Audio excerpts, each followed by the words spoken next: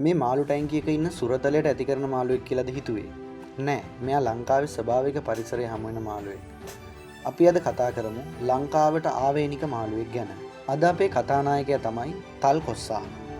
මෙයා ගැන දැනගන්න ඕන නම් වීඩියෝ එකේ අවසානයේ වෙනකම් බලන්න කියලා ඔයාලට ආරාධනා කරනවා.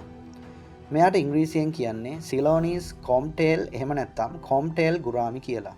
ඔව්, මෙයා ගුරාමි පවුලට අයිති මාළුවෙක්. ඔයාලා දන්න ෆයිටර් කියන මාළුවත් අයිති වෙන්නේ මේ ගුරාමි පවුලටම තමයි. තල්කොස්සා කියන්නේත් ෆයිටර් මාළුවා වගේම නැතත් තරමක් ප්‍රචණ්ඩකාරී මාළුවෙක්. වෙන මාළුන්ට කොටමින් පහර දෙන්න මෙයාලා දෙපාරක් හිතන්නේ නැහැ. මෙයා තමන්ගේ ප්‍රදේශය ආරක්ෂා කරන ඒ කියන්නේ වසම් රකින්න මාළුවෙක්. මෙයා විද්‍යාත්මකව බෙලොන්චියා සිග්නාටා කියලා තමයි හඳුන්වන්නේ. ශ්‍රී ලංකාවේ නිරිත දිග තෙත් කලාපයේ කළු, කැලණි, නිල්වලා සහ වලවේ ගංගා ද්‍රෝණිවල වැඩි වශයෙන් හමු වෙනවා. හැබැයි වියලි කලාපයේ මහවැලි ගංගා ද්‍රෝණි ආශ්‍රිතවත් මෙයාලා හමු වෙලා තියෙනවා. නොගැඹුරු සෙමින් ගලා යන ජල පහරවල් වල පැහැදිලි ජලයේ ජීවත් වෙනවා. ඒ ජලයේ දි รา ගිය කොළරොඩු, ජලජ ශාක සහ ගල් කුළු අතර ජීවත් වීමට වැඩි කැමැත්තක් දක්වනවා. කර්මල් මගින් ශ්වසනය කරන්න පුළුවන් වගේම මෙයාලට තවත් ශ්වසන අවයවයක් තියෙනවා. ඒක හඳුන්වන්නේ ලැබ්‍රින්ත් අවයවය කියලා. ඒකෙන් පුළුවන් වායුගෝලයේ තියෙන ඔක්සිජන් වලින් ශ්වසනය කරන්නත්. ඒ කියන්නේ ජලයේ ඔක්සිජන් මට්ටම අඩු වුණොත් මෙයාලට වායුගෝලීය වාතය ලබා ගන්න පුළුවන්.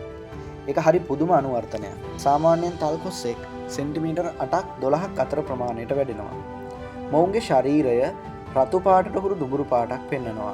වරල් කෙළවරට යන විට තද රතු පැහැයක් ගන්නවා වගේම වරල් වල අගම කොටස ලා නිල් පැහැයක් ගන්නවා. සංසුන් පරිසරයකදී පිරිමි සතුන්ගේ දේහ වර්ණය තරමක් දුරට දීප්තිමත් පැහැයක් ගන්න අතර ගැහැණු සතුන්ගේ දේහ වර්ණය තරමක් දුරට අඳුරු පැහැයක් ගන්නවා. ප්‍රජනන සමයේදී ගැහැණු සතුන් සහ පිරිමි සතුන් දීප්තිමත් වර්ණ දරන බව පරීක්ෂණ වලින් හෙළි වෙලා තියෙනවා. මොවුන්ගේ ඇස් දීප්තිමත් කොළ පැහැයට හුරු නිල් පැහැයක් ගන්නවා. පෞච්ච වරල, ඒ කියන්නේ පිටුපස වරල පනාවක දැටි වගේ හැදිලා තියෙනවා. ඒක මෙයාලගේ දකින්න තියෙන විශේෂ ලක්ෂණයක්. ප්‍රජනන සමයේදී පිරිමි මාළුවා විසින් බුබුලු කූඩු සාදනවා. ඒවා ජලජ ශාකවල පත්‍රවල යටපැත්තේ වගේම කුඩා ගල් බෙන තුලත් සාදනවා. කටින් ඉහළට වාතය සමග ජලය පිට කරමින් තමයි මේ කූඩු සාදන්නේ. ඉන්පසු ගැහැණු මාළුවා ආකර්ෂණය කරගත්තට පස්සේ ඇය විසින් ජලයට ඩිම්බ මුදා හරිනවා. පිරිමි මාළුවා ජලයට ශුක්‍රාණු මුදා හරිනවා. ඒවා ජලයේදී සංසේචනය වෙලා සංසේචිත බිත්තර හැදෙනවා. මෙම බාහිර සංසේචනයෙන් පස්සේ හැදෙන බිත්තර ඊටාම සැහැල්ලු නිසා පාවෙලා ගිහින් අර කූඩුවේ රැඳෙනවා. ඉන්පසු පිරිමි මාළුවා විසින් මෙම බිත්තර සහ ඉන් එළියට එන පැටවුන් ආරක්ෂා කරනවා. ඒක කොච්චර ආරක්ෂාවක්ද කියනවා නම් සමහර වෙලාවට පැටවුන්ගේ අම්මටවත් පැටවුන් ළඟට ලං වෙන්න දෙන්නේ නැහැ. පැටවුන් ආහාරයට ගන්න අවස්ථා මෙතෙක් වාර්තා වෙලා නැති බවයි පරීක්ෂණ කණ්ඩායම් නම් කියන්නේ. මෙයා සර්වභක්ෂකයෙක්.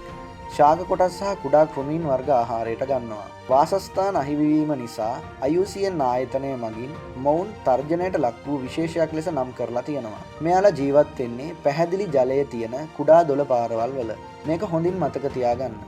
ඔයාලා දොළ පාරක නාන්න යනවා නම් සබන් පාවිච්චි කරන්න එපා. සබන් කියන්නේ මෙයාලට ගොඩක් විෂ දෙයක්. ඒ වගේම ඔබේ පරිසරය ආරක්ෂා කරොත් අනාගත පරම්පරාවටත් මේ තල්කොස්සව බලා ගන්න සහ බලලා ඒ ලස්සන විඳ ගන්න පුළුවන් වෙයි. තව දෙයක් තමයි මෙයාව ඇල්ලීම සහ ළඟ තබා ගැනීම දඬුවම් ලැබිය හැකි වරදක්. මම හිතනවා ලංකාවට ආවේනික මාළුවෙක් ගැන අද ඔයාලා ගොඩක් දේවල් දැනගන්න ඇති කියලා. ඉතින් ඔයත් මෙයාව දැකලා තියෙනවා නම් හරි, මෙයා ගැන දන්නවා නම් හරි, පහලින් කමෙන්ට් එකක් දාන්න. තවත් දවසක තවත් සතෙක් ගැන වීඩියෝ එකකින් හමු වෙමු.